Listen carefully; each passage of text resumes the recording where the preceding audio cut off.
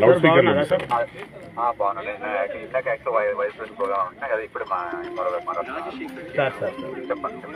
Sir ఏం లేదు, ఇక్కడ ఒక పెద్ద బ్రూటల్ మర్డర్ జరిగింది.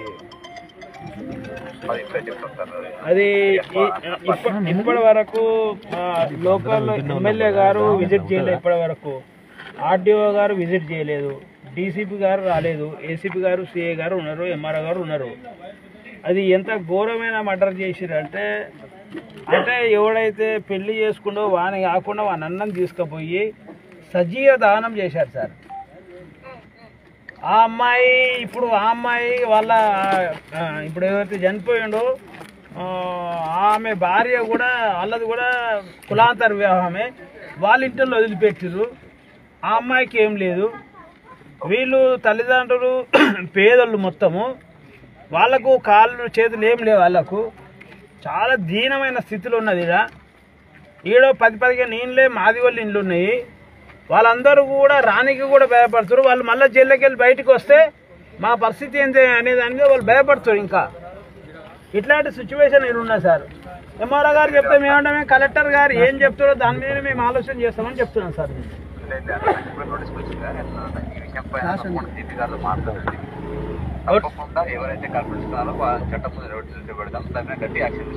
సరే వీళ్ళకి ఏం హామీ ఇస్తారు సార్ మీరు? As a state president of BSP అడుగుతున్నా సార్ నేను, ఏం హామీ ఇస్తారు మీరు వీళ్ళకు? అదే వాళ్ళకు కూడా చట్ట ప్రకారం రావాల్సిన అన్ని కూడా మామూలు మనకు వెంటనే మర్డర్ కేసు అంటే మోస్ట్ 8,25,000 దాకా వస్తుంది సార్.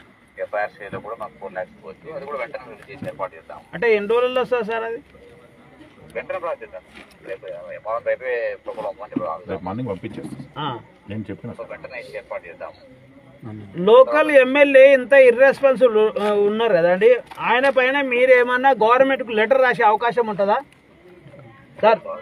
సార్ నేను ఏమంటున్నా, ఒక ఎమ్మెల్యే ఓట్లతో ఎన్నుకున్న ఎమ్మెల్యే రూరల్ మర్డర్ అయితే సార్, రూరల్ మర్డర్ అయితే మాట్లాడండి, అది తర్వాత మీరు పర్సనల్గా పోయినప్పుడు మాట్లాడండి. కానీ ఇప్పుడు సరే మీరు డిస్ట్రిక్ట్ మేజిస్ట్రేట్ కదా, ఆయన కూడా మీకు తినే సార్. దీని గురించి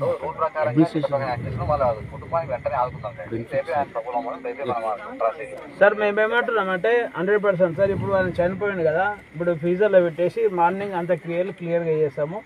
ఎలాంటి ఇబ్బంది మా ఊళ్ళ తరఫు నుంచి కూడా ఏముండదు, అన్నీ మేము చూసుకుంటాము.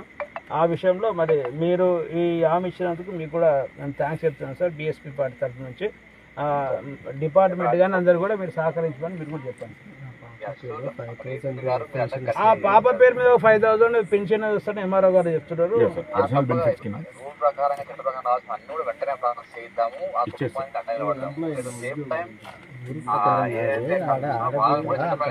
వాళ్ళు పట్టించుకోరు తల్లిదండ్రులు, అది మేము చూస్తామండి. No problem sir. నేను ఏమంటున్నా, మీకు తెలియదు సార్, మీకు కలెక్టర్ రూల్ అంటే గవర్నమెంట్ ఎన్ని రోజులు పడుతుంది, అట్లా కాకుండా మీరు ఇమ్మీడియట్ చర్యలు తీసుకుంటే సాధ్యం అవుతుంది.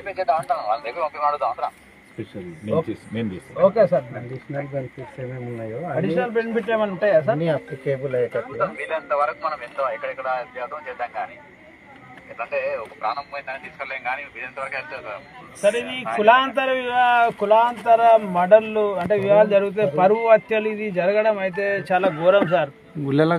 ఇది గ్రామాలలో అయితే ఘోరంగా జరుగుతున్నది.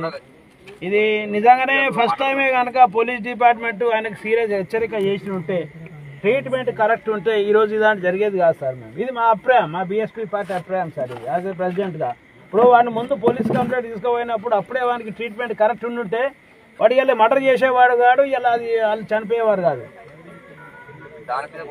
ఇవాళ కూడా సార్ మీరు ఒకసారి ఇవాళ కూడా ఈ ఉన్న 20 ఇండ్లు మాదిగోళ్ళందరూ కూడా గజ వణుకుతున్నారు వాడి గురించి. వాడు బయటకు వెళ్తే మళ్ళీ మనం ఏం చేస్తారని కనీసం శవం దగ్గర దానికి కూడా భయపడుతున్నారు సార్. ఇంత ఘోరమా ఈ రంగారెడ్డి జిల్లాలో?